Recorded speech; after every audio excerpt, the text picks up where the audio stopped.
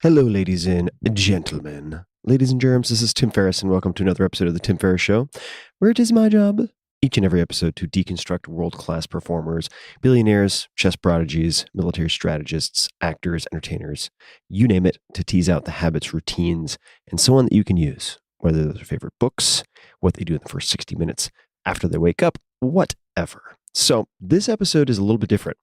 Many of you have been asking me about an audiobook version of Tools of Titans, my new book, which is a compilation of all of these habits and routines and so on.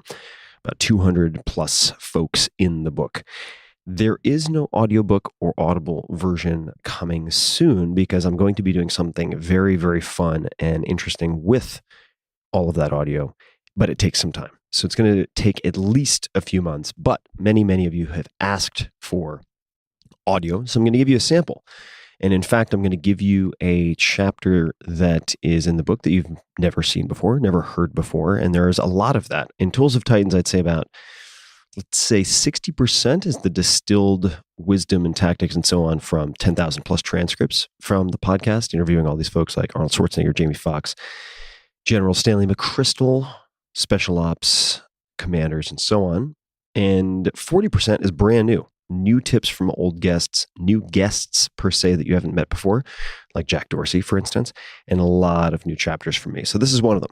This is called Testing the Impossible, impossibles in quotation marks, 17 questions that changed my life. So let's jump into it and we'll have some fun with it. The chapter begins with a quote, which is actually the quote I use before every presentation that I give, just about. And it goes as follows. Quote, whenever you find yourself on the side of the majority, it is time to pause and reflect. End quote. And that is from Mark Twain. Reality is largely negotiable. If you stress test the boundaries and experiment with the so-called impossibles, you'll quickly discover that most limitations are just a fragile collection of socially reinforced rules that you can choose to break really at any time. What follows are 17 questions that have dramatically changed my life. Each one is time-stamped. In other words, I give you a date, rough or precise, because they entered the picture at very specific moments. And as I already indicated, this is a sample chapter from the new tome, Tools of Titans, the tactics, routines, and habits of billionaires, icons, and world-class performers. Long subtitles. I just love those. Question number 1. What if I did the opposite for 48 hours? I'll say each of these twice. What if I did the opposite for 48 hours? And the intention is for you guys to use these questions perhaps in journaling exercises in the morning, not to just think about them for 5 seconds and then move on. So what if I did the opposite for 48 hours? How did this come up? In 2000, I was selling mass data storage to CEOs and CTOs in my first job out of college. And when I wasn't driving around my mom's POS hand-me-down minivan to and from the office in San Jose, California, I was cold calling and cold emailing. That is sometimes called smiling and dialing, and it was brutal. For the first few months, I flailed and failed. Certainly didn't help that my desk was wedged in a fire exit. Then one day, I realized something. All of the sales guys, many of them from EMC and other spots where they'd been superstars, made their sales calls between 9 a.m. and 5 p.m. Well, that seems obvious, right? But that's part one. Part two, I realized that all of the gatekeepers who kept me from the decision makers, CEOs and CTOs, also worked from 9 to 5, right? So the secretaries were there from 9 to 5. The other gatekeepers were there from 9 to 5. And all the other sales guys were calling between 9 to 5. What if I did the opposite of all the other sales guys just for 48 hours? That is what came to my mind. And I decided to take a Thursday and Friday to make sales calls only from 7 to 8:30 a.m. and then from 6 to 7:30 p.m. And for the rest of those days, I would just focus on cold emails. It worked like gangbusters. It was a huge step function up for me and changed everything. The big boss, my target, often picked up the phone directly. And I began doing more experiments along these lines. It's because I was booking more sales meetings. I was in technical sales and closing more deals than almost anybody else just by making this one change. So what if I did the opposite? I started asking this all over the place. What if I only asked questions instead of pitching? What if I studied technical material so I sounded like an engineer instead of a sales guy? What if I ended my emails with, quote, I totally understand if you're too busy to reply, and thank you for reading this far, end quote, instead of the usual, I look forward to your reply and speaking soon, presumptive bullshit. The experiments paid off. My last quarter in the job, I outsold the entire LA office of our biggest competitor, EMC. They're giant, the 800-pound gorilla. Question number 2. What do I spend a silly amount of money on? How might I scratch my own itch? And I'm going to pause here for a dramatic sipping of coffee. Number 2, I'll say it again. What do I spend a silly amount of money on? How might I scratch my own itch? This came right after the last. So in late 2000, early 2001, I saw the writing on the wall. The startup that I worked for was going to implode like pretty much everyone else in Silicon Valley and tech at the time. Rounds of layoffs started and weren't going to end. I wasn't sure exactly what to do, but I'd been bitten by the startup bug and intoxicated by just the hubbub and excitement of Silicon Valley. To explore business opportunities, because I didn't know where exactly to point myself, I didn't do in-depth market research. Instead, I started with my credit card statement and asked myself, what do I spend a silly amount of money on? In other words, where did I spend a disproportionate percentage of my income? Where was I price insensitive? And the answer was sports supplements, sports nutrition. At the time, I was making less than $40,000 a year pre-tax in Silicon Valley. Doesn't go very far. And spending $500 or more per month on supplements, which was insane, of course. But dozens of my male friends were doing exactly the same thing, going overboard. I already knew which ads got me to buy, which stores and websites I used to purchase goods, which bulletin boards I frequented, and all the rest of it. So I started to just brainstorm at night and during lunch hours. Could I create a product that would scratch my own itch? And what was I currently cobbling together? In other words, what was I creating makeshift solutions for? I had enough science background to be dangerous in that respect that I couldn't conveniently find at retail. And the result was a cognitive enhancer that I've written about quite a bit in the first book, The 4-Hour Workweek, Brain Quicken. And it was very much based on a cocktail that I put together for effectively smart drug type purposes while I was an undergraduate at Princeton. And at my startup, in the meantime, the one that I worked for, before everyone got fired, I begged my coworkers to each prepay for a bottle, which gave me enough money to hire a chemist, a regulatory consultant, and do a tiny manufacturing run. And at that point, I was off to the races. So that is how my first really successful company started, by asking this question: what do I spend a silly amount of money on myself, and how might I scratch my own itch? Now, it's important to note here, you can do the opposite, maybe. There are people who will go to fancy MBA programs, let's say Harvard or Stanford GSB, and you'll have 2 male co-founders who come out and start diapers.com or something like that and make a fortune. Well, I don't like to depend on my skills of empathy and market research. I would prefer to know I have at least a guaranteed market of one, meaning myself. So whenever possible, I attempt to scratch my own itch. Number 3, what would I do, have, or be if I had $10 million? What's my real TMI? You can change this number depending on what applies most to you. But in other words, you're really asking, if I had all the money in the world, what would I want to do, have, or be if money were no longer a consideration? That could be if I had $1 million, $10 million, $100 million, $1 billion. What would I do, have, and be? What's my real TMI? And that doesn't stand for too much information. It stands for target monthly income. And we'll get to that. So flash forward 2004. I'm doing better than ever financially at that point, better than ever before. And Brain Quicken was distributed in perhaps a dozen countries. I was making more per month at that point than I had been making per year previously. All sounds great. But the problem, I was running on caffeine. It sounds funny since I'm sipping coffee right now. Still do like that caffeine. But I was running on fumes, really, working 15-hour days and constantly on the verge of a meltdown. My girlfriend, who I expected to propose to and marry, left me due to that workaholism. And I've told that story in the 4-Hour Workweek, so I won't belabor it here. But over the next 6 months of treading water and feeling trapped, I realized that I had to either restructure the business to remove myself as a bottleneck or shut it down. It was literally killing me. So those were the 2 options on the table for me. This is when I began journaling on a few questions, including what would I want to do, have, and be if I had 10 million in the bank? And what's my real target monthly income, TMI? So for the latter, in other words, how much does my dream life, the stuff I'm deferring for this magical retirement, really cost if I pay on a monthly basis? And if you want to find some calculators and so on that you can use for this. Everybody listening, just go to 4-Hour Workweek, all spelled out, 4hourworkweek.com/TMI. And there's some useful calculators and so on that you can use. In my case, after running the numbers, most of my fantasies were far more affordable than I expected. I mean, whether it's a ski chalet, an Aston Martin, whatever, you name it, the fact of the matter was I didn't have to postpone my life to redeem in some type of fantastical retirement 20, 30 years later. It was something that you could start to tackle now very programmatically and actually experiment with in the form of mini retirements, which I've talked about before. So they were far more affordable than I expected. Perhaps I didn't need to keep grinding and building. Perhaps I just needed more time and mobility as currencies, not more income. This made me think that maybe, just maybe, I could afford to be happy and not just successful. So I decided to take a long overseas trip.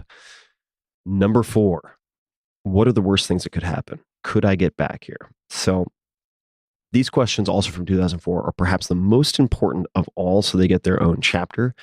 I don't have time to go into it right now, but that is the fear setting chapter on page 463 in Tools of Titans. So guys, I think it's the best book I've ever written. Please grab a copy, but we don't have the time or space to go into that exact separate chapter. But what are the worst things that could happen? Could I get back here? These are portion of this exercise called fear setting, which is arguably more important, I think, than goal setting. So number 4 is, what are the worst things that could happen? Could I get back here? Because I really didn't immediately take my trip. I sort of danced around it, imagining all the horrible things that could go wrong for about 6 months, in perhaps a good example of the don't happy, be worry phase. And fear setting allows you to take the emergency brake off and actually take so-called risks, which are actually not risky at all, because there is no likelihood or low likelihood of an irreversible negative outcome. Number 5, notice that is how I define risk, which is very important, specific. All right, number 5, if I could only work 2 hours per week on my business, what would I do? If I could only work 2 hours per week on my business, what would I do? This is an example of an absurd question that can produce very powerful brainstorming exercises and results. And this is another commonality across many of the people in Tools of Titans, by the way. This is just my commentary. This isn't from the chapter. Whether it's Peter Thiel asking, so serial billionaire, and certainly in the news a lot these days, asking, why can't you accomplish your 10-year goal in the next, or your 10-year plan in the next 6 months? Or Peter Diamandis or Tony Robbins or many of these other people, they ask absurd questions, and there's a lot of power in them. So number 5, if I could only work 2 hours per week on my business, yes, I know that's impossible, but if you had a gun against your head, what would I do? Or what would you do? So after removing anxieties about the trip with fear setting, the next practical step was removing myself as the bottleneck in the business. Alas, how can I not be a bottleneck in my own business? Question mark is not a good question. So after reading the E-Myth Revisited by Michael Gerber and the 80-20 Principle by Richard Koch, I think it is, Koch, I decided that extreme questions were the forcing function I needed. The question I found most helpful was, if I could only work 2 hours per week on my business, what would I do? Honestly speaking, it was more like, yes, I know it's impossible, and I already mentioned this, but if you had a gun to your head or contracted some horrible disease and you had to limit work to 2 hours per week, what would you do to keep things afloat? The 80-20 principle, which I've talked about ad nauseum in the 4-hour work week, also known as Pareto's Law, is the primary tool in this case. It dictates that 80% or more of your desired outcomes are the result of 20% or less of your activities and inputs. Here are 2 related questions I personally used. What 20% of customers' products or regions are producing 80% or more of the profit? What factors or shared characteristics might account for this, right? So I was profiling my highest leverage customers, right? Many such questions later, I began making a lot of changes. I fired my highest maintenance customers, putting more than 90% of my retail customers on autopilot with simple terms and standardized order processes to cut back on all the back and forth communication. And I deepened relationships and increased order sizes with my 3 to 5 highest profit, lowest headache customers. And that all led to the next question. This is number 6. What if I let them, this means my employees or contractors, what if I let them make decisions up to $100, $500, $1,000, and it goes on. This question allowed me to take my customer service workload from, let's call it 40 to 60 hours per week to less than 2 hours per week. In mid-2004, I was the sole decision maker. For instance, if a professional athlete overseas needed our product overnighted, because after about 6 months into selling Brain Quicken, we realized that athletes were the most price insensitive target market that were approaching us because of increased reaction speed or improved reaction speed and so on, faster times off the blocks, whatever it might be. So if a professional athlete needed our product overnighted with special customs forms, I personally, as the boss, would get an email or phone call from one of my fulfillment centers asking, how should we handle this? What would you like to charge? And these unusual edge cases might seem like rare exceptions, but they're actually, I would say, most of the time a daily occurrence. Dozens per week hit me on top of everything else I had to do. The fix was really simple. And in retrospect, I'm just astonished it took me so long to figure this out. I sent an email to all of my direct reports along the lines of, Dear so-and-so, from this point forward, please don't contact me with questions about A, B, or C. I trust you. If it involves less than $100 of cost, please make the decision yourself and take a note, the situation, how you handled it, what it cost, in one document so we can review and adjust each week. Just focus on making our customers happy, end quote.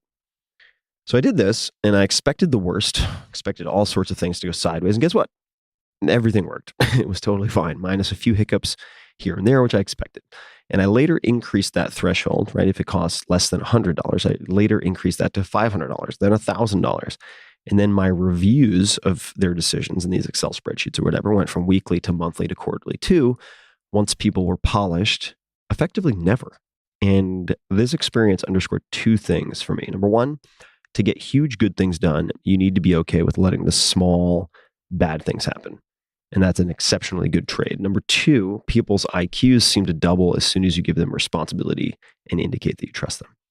Question number 7, and I think this is a good place for me to take another dramatic sip of coffee.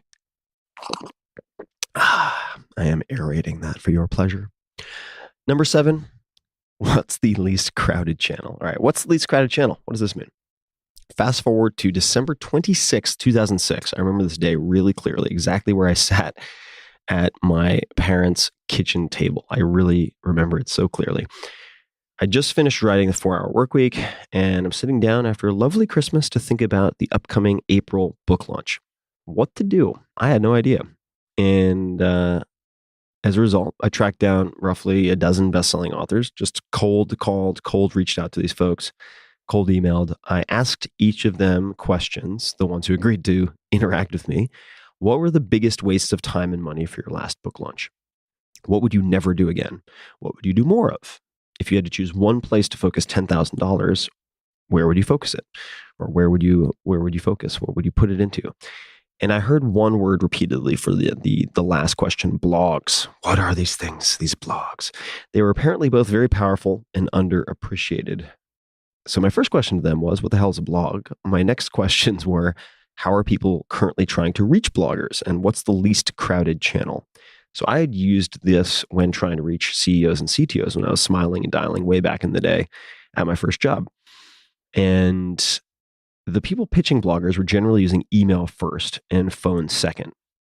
And even though those were my strengths, I was good at those two media, those two channels, I decided to experiment with in-person meetings at conferences. Why?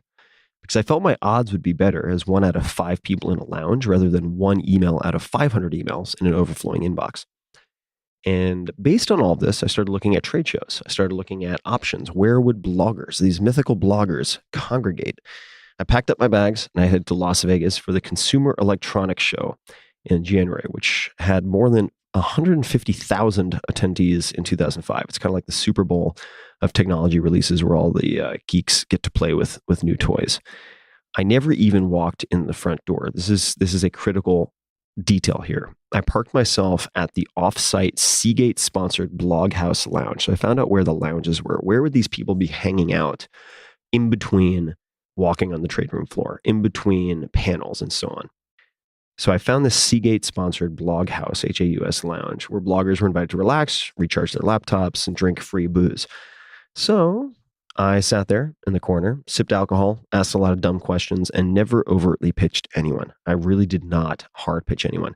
I only mentioned the book if someone asked me why I was there. And my answer was, Well, I just finished my first book. I'm really nervous about the launch. I'm here to learn about blogs and technology, and I really don't know what I'm doing. Famous tech blogger Robert Scoble later described my intricate marketing plan as get drunk with bloggers. That was my marketing plan. Apparently, it worked surprisingly well. And the way I'm going to elaborate here a little bit, I would approach a handful of people congregated together drinking. And very often I would ask, can I eavesdrop? Would you mind if I eavesdrop? And I don't know what I'm doing, but I'm trying to learn as much as possible. And they'd look at each other kind of oddly and be like, yeah, whatever. So I'd stick around and I would ask a lot of questions. If they said Ruby on Rails and I didn't know what Ruby on Rails was, I'd say, I'm really sorry to interrupt, guys, but I'm pretty deep in the ignorance pool here. What's Ruby on Rails? And eventually someone would generally ask, why are you here? What the hell are you doing here? And then I would give the answer I just mentioned. And only if someone asked many different follow-up questions would I say, you know what? Zero pressure, but I have a bunch of these books, these advanced copies from my publisher. I'd be happy to just use a Post-it note to indicate which 20 pages I think you'd like most, because based on what we're talking about, I think you'd really like this one chapter, but zero pressure whatsoever. And if after that they still said, for sure, man, send me a book, I'd love to see it, that's when I sent out advanced copies. And it worked. Go figure. Number 8, what if I couldn't pitch my product directly? And for you audio engineers out there who are going to give me shit, yes, I know that my peas are popping. So Peter Piper picked those peppers. There you go. All right. Now that I've gotten that out of my system, maybe I should have some more caffeine. What if I couldn't pitch my product directly? During the 2007 book launch, I quickly realized that most media outlets rightly don't give a rat's ass about book launches. They don't care about your product. They don't care about your book. They don't want a sales pitch. They care about stories, not announcements. So I asked myself, what if I couldn't pitch my product directly? What if I had to sell around the product? Well, what might I do? I could showcase people from the book who've completely redesigned their lives. So human interest stories. This is, keep in mind, for the 4-Hour Workweek.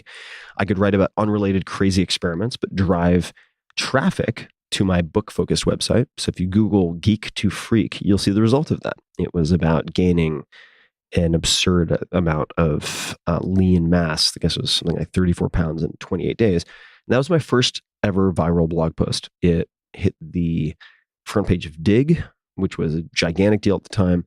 And it had nothing to do directly with the 4-Hour Workweek, except for a focus on efficiency, and it involved me. And I published it on my website, which drove people to a website that was optimized for the 4-Hour Workweek. All right, what else could I do? I could popularize a new term and aim for pop culture. If you check out the term lifestyle design, which is on page 278 in Tools of Titans, I explain exactly how I went about doing that, creating a new term in the popular vernacular. Well, what else? I could go meta and make the launch itself a news item. How can you make your launch itself, what you do, PR worthy? And I did that with a video book trailer for the 4-Hour Body, as well as a BitTorrent partnership for the 4-Hour Chef, and so on and so forth. People, this includes media, do not like being sold products, but we all like being told stories. So work on the latter. Number 9, what if I created my own real-world MBA? How do you create a real-world MBA?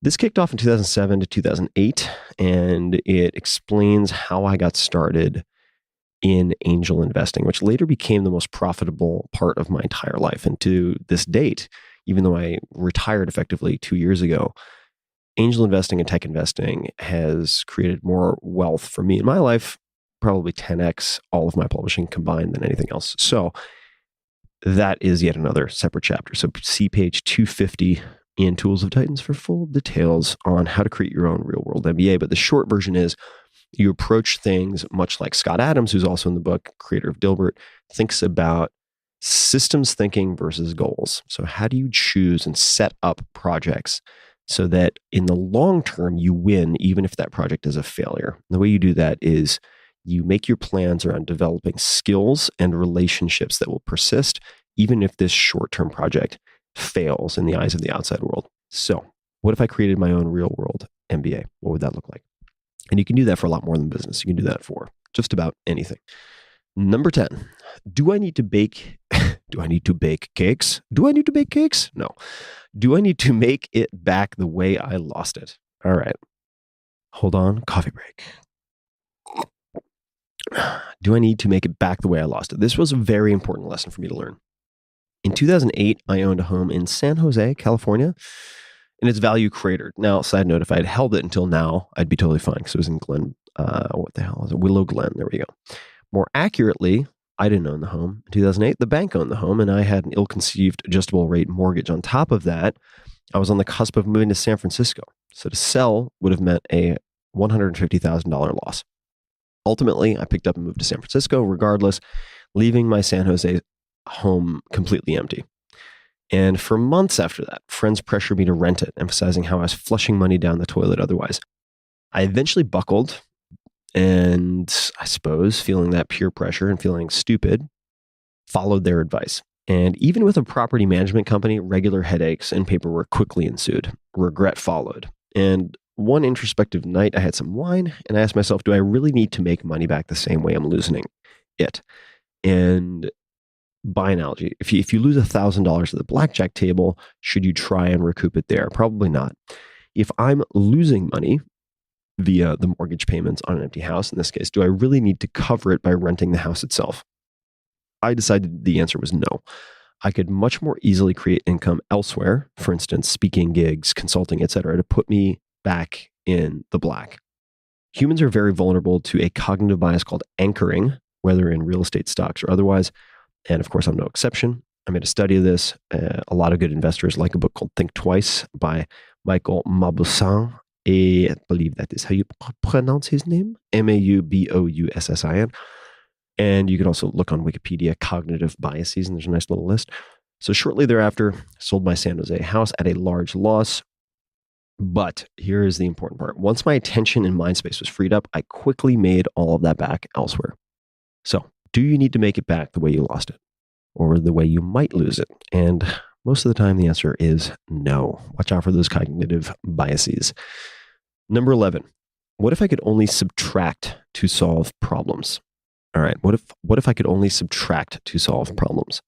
Humans are generally incentivized to add. This is a common issue in software development. But back to my story. From 2008 to 2009, I began to ask myself, what if I could only subtract to solve problems? When I was advising startups, I would ask this. But it applies to many, many, many, many other places in life, both professional and personal. So instead of answering, what should we do, which I would get asked a lot by startups I was advising, I decided first to hone in on answering, what should we simplify? For instance, I always wanted to tighten the conversion fishing net, meaning the percentage of visitors who sign up or buy, let's say, to a website or an app or whatever, before driving a ton of traffic to one of my portfolio companies. Because it would otherwise, the fish would just slip through the net. These little visitors, if you don't convert, there's very little reason to drive a lot of traffic. And plus, this is something a lot of startups mess up. You don't necessarily get 10 pitches to the New York Times in the first year or two. If they've just featured you for something that you weren't able to convert, they're not going to necessarily feature you a week or a month or a quarter later. Okay, here's an example. One of the first dozen startups I worked with was named Jiminy. How do you think you spell that? Exactly. You would never get it right. Gyminee. So we did some work. It was rebranded Daily Burn. And at the time, they didn't have enough manpower to do a complete redesign of the site. Adding new elements would have been time consuming, but removing them was not. So as a test, we eliminated roughly 70% of the, quote, above the fold, meaning the first screen you see before you have to scroll down, clickable elements on their homepage, focusing on the single most valuable click. Conversions immediately improved 21.1%. I still have the screenshots from this. It's pretty cool. And that quick and dirty test informed later decisions for much more expensive development. And the founders, Andy Smith and Stephen Blankenship, made a lot of great decisions, and the company was acquired by IAC in 2010. I've since applied this, what if I could only subtract ... type question to my life in many areas, and I sometimes rephrase it as, what should I put on my not to-do list? All right. Number 12, what might I put in place to allow me to go off the grid for 4 to 8 weeks with no phone or email? So what might I put in place to allow me to go off the grid for 4 to 8 weeks with no phone or email? Though a little bit wordy, I've asked variations of this question many times since 2004. And it used to end with, not off the grid, but rather allow me to go on vacation for 4 to 8 weeks. But that's no longer enough, and I'll tell you why. Given the spread of broadband, it's extremely easy to take a so-called vacation to Brazil or Japan and still work nonstop on your business via laptop, as long as you have the Wi-Fi. This kind of subtle self-deception is a time bomb. So for the last 5 years, I've asked myself, in effect, what can I put in place so that I can go completely off the grid for 4 to 8 weeks? And in my particular instance, that means how can I completely remove the necessity to check phone or email for that period of time? To entrepreneurs who are feeling burned out, this is the question I pose most often. 2 weeks is not enough because you can let fires erupt and then attempt to repair damage when you return. 4 to 8 weeks or more doesn't allow you to be a firefighter. It forces you to put systems and policies in place. And much like the can I allow someone to make decisions up to $100, $500, $1,000, right? And you need to ditch ad hoc email triage, empower other people with rules and tools, separate the critical few from the trivial many, and otherwise create a machine that does not require you to be behind the driver's wheel 24/7. And that is why the 4 to 8 weeks or more is so important. It forces you to put systems in place, and the systems far outlive the vacation. And when you come home, you'll realize that you've taken your business and life to the next level. This is only possible if you work on your business instead of in your business, as Michael Gerber might say. Number 13. This is a fun one. It's a very visual one. Number 13. Am I hunting antelope or field mice? What? What does that mean? Am I hunting antelope or field mice? I could say borrowed, lifted, stole this question around 2012 from former Speaker of the U.S. House of Representatives, Newt Gingrich. And I read about it in Buck Up, Suck Up, ... and Come Back When You Foul Up. See what they did there? 12 Winning Secrets from the War Room, which was written by James Carville and Paul Begala. I hope I'm pronouncing your names correctly. The political strategists behind Bill Clinton's presidential campaign war room. And here's the excerpt that struck with me. Here's the excerpt that stuck with me. God damn it, Ferriss. Hold on, that deserves some more coffee. All right, here we go. Newt Gingrich is one of the most successful political leaders of our time. Keep in mind, this is in the voice of James and Paul. Newt Gingrich is one of the most successful political leaders of our time. Yes, we disagreed with virtually everything he did, but this is a book about strategy, not ideology. And we've got to give Newt his due. His strategic ability, his relentless focus on capturing the House of Representatives for the Republicans, led to one of the biggest political landslides in American history. Now that he's in the private sector, Newt uses a brilliant illustration to explain the need to focus on the big things and let the little stuff slide. The analogy of the field mice and the antelope. A lion is fully capable of capturing, killing, and eating a field mouse. But it turns out that the energy required to do so exceeds the caloric content of the mouse itself. So a lion that spent its day hunting and eating field mice would slowly starve to death. A lion can't live on field mice. A lion needs antelope. Antelope are big animals. They take more speed and strength to capture and kill, and once killed, they provide a feast for the lion and her pride. A lion can live a long and happy life on a diet of antelope. The distinction is important. Are you spending all of your time and exhausting all of your energy catching field mice? In the short term, might give you a nice, rewarding feeling, but in the long run, you're going to die. So ask yourself at the end of the day, did I spend today chasing mice or hunting antelope? And that's the end of the excerpt.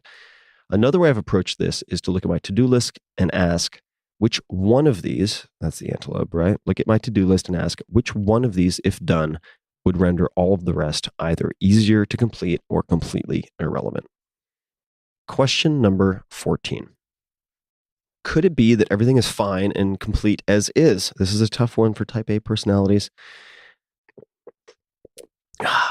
Since you asked, that was sparkling water. Since starting deep work with, we'll call it plant medicines in 2013. So see the James Fadiman chapter on page 100 in Tools of Titans, and two after that, in fact. The two of the three longest chapters in this book are about psychedelics and psychedelic research, as well as my potentially personal schedule. So since starting deep work with plant medicines in 2013, I have doubled and tripled down on cultivating more daily appreciation and present state awareness. The above question, could it be that everything is fine and complete as is is one of the questions I ask myself very regularly. It's accompanied by tools and rituals like the 5-minute journal, which I talk about a lot in the book, but it's effectively an AM check-in and then a PM post-game analysis. Each of those takes 5 minutes.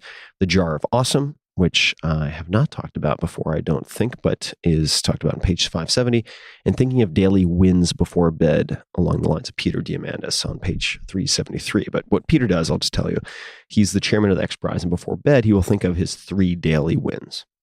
All right. Somewhat similar to what I do with the 5-minute journal. Now, to reiterate what I say in multiple places in Tools of Titans, type A personalities have goal pursuit as default hardwiring. This is excellent for producing achievement, but also anxiety as you're constantly future focused. I've personally decided that achievement is no more than a passing grade in life. It's a C+ that gets you limping along to the next grade in the right direction. But for anything more, and certainly for anything approaching happiness, you have to want what you already have, which takes perspective and wanting what you have. Because if you don't want and like what you have, nothing you get will ever make you happy. So number 14 is, could it be that everything is fine and complete as is? Question number 15. What would this look like if it were easy? Or what would this look like if this were easy? And I used this when I was writing Tools of Titans. I've used this for all of my major projects up to this point. This question and the next both came about in 2015. These days, more than any other question I'm asking, what would this look like if it were easy? If I feel stressed, stretched thin, or overwhelmed, it's usually because I'm overcomplicating something or failing to take the simple, easy path because I feel I should be trying harder, quote unquote, right? Old habits die hard. So what would this look like if it were easy? This is something that I very frequently journal on in the mornings. And what would this or it look like? It really relates to the project in question, right? And it could be a relationship, could be something personal. What would this look like if it were easy? Number 16, how can I throw money at this problem? How can I waste money, in quotation marks, to improve my quality of life? This one is pretty self-explanatory, but I will add some context. Dan Sullivan is the founder and president of a company called Strategic Coach that has saved the sanity of many serial entrepreneurs that I know. And one of Dan's sayings is, if you've got enough money to solve the problem, you don't have a problem. Now, in the beginning of your career, you spend time to earn money. This is completely understandable, totally what I did. It's what everybody has to do. You don't have this resource called money, generally speaking, so you use your time to earn money. But once you hit your stride in any capacity, you should spend money to earn time, as the latter is non-renewable. It can be hard to make and maintain this gear shift. Certainly, again, old habits die hard. So the above question is in my regular journaling rotation. If I am feeling stressed, overwhelmed, I ask the question that I mentioned before, which was, what would this look like if it were easy? And a sub-component of that is, how can I throw money at this problem? How can I waste money to improve the quality of life? And they work together really, really nicely. For instance, I'll give you a personal example. I realized not too long ago that I was flying around the country to meet with these scientists or doctors to do various things. And I would fly there, pay for a hotel, and it would take up days and days of my time. And this is so stupid that it took me this long to figure out, wait a second, I'm flying there and paying for a hotel. Why don't I just fly the doctor to me and pay for his or her hotel? It's the same cost. And I don't have to pack. I don't have to unpack. I don't have to go to the airport. I eliminate all of that headache. So in that case, it was just break even. But in both cases, what would this look like if it were easy? How can I throw money at this problem? How can I waste money, so to speak, to improve the quality of my own life? And as someone who came from a very lower middle class upbringing where my parents didn't make more than $50K per year combined, it took me a long time to make that gear shift, because it seems like wasting money, but you're not wasting money if you are saving your non-renewable resource, which is time, that then allows you to make even more money, 10x, 100x, whatever that might be.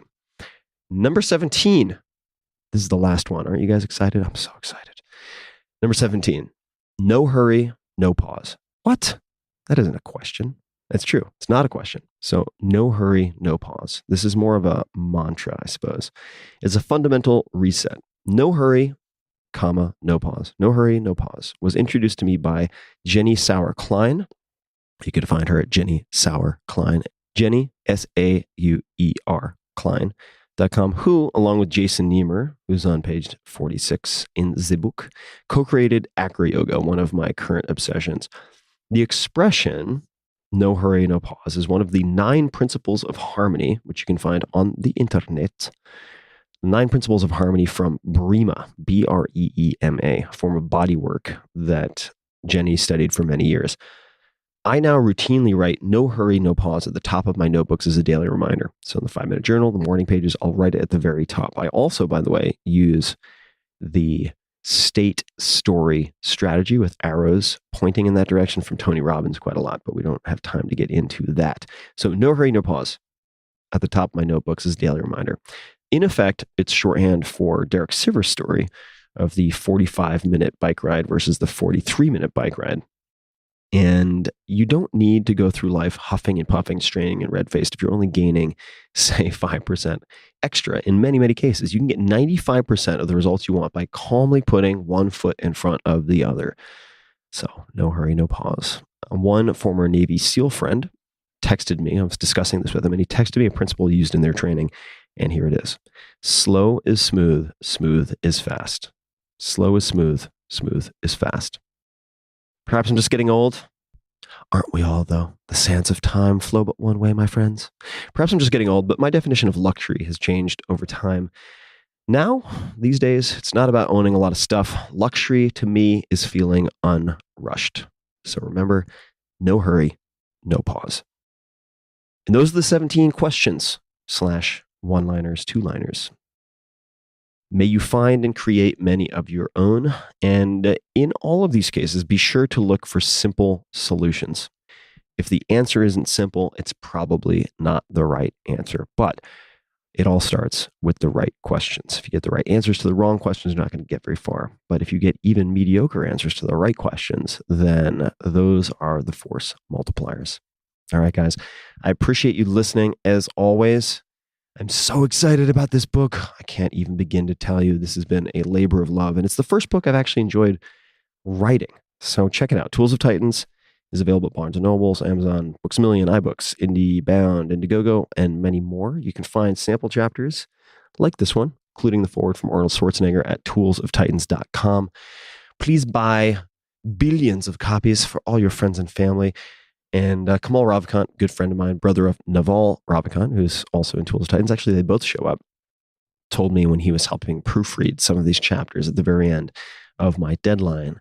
He said, I've bought the 4-Hour Work Week for some of my friends who have wanted to start businesses. I've bought the 4-Hour Body for a handful of my friends who want to lose weight. I'm going to buy Tools of Titans for everybody. There's something in here in all these sections, healthy, wealthy, and wise for everybody. So he's buying it for his mom.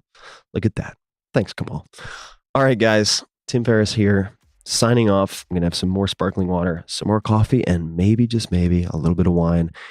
Much love to you and yours. Happy holidays, guys. And I'm sure that we will be in touch soon. Thanks for listening.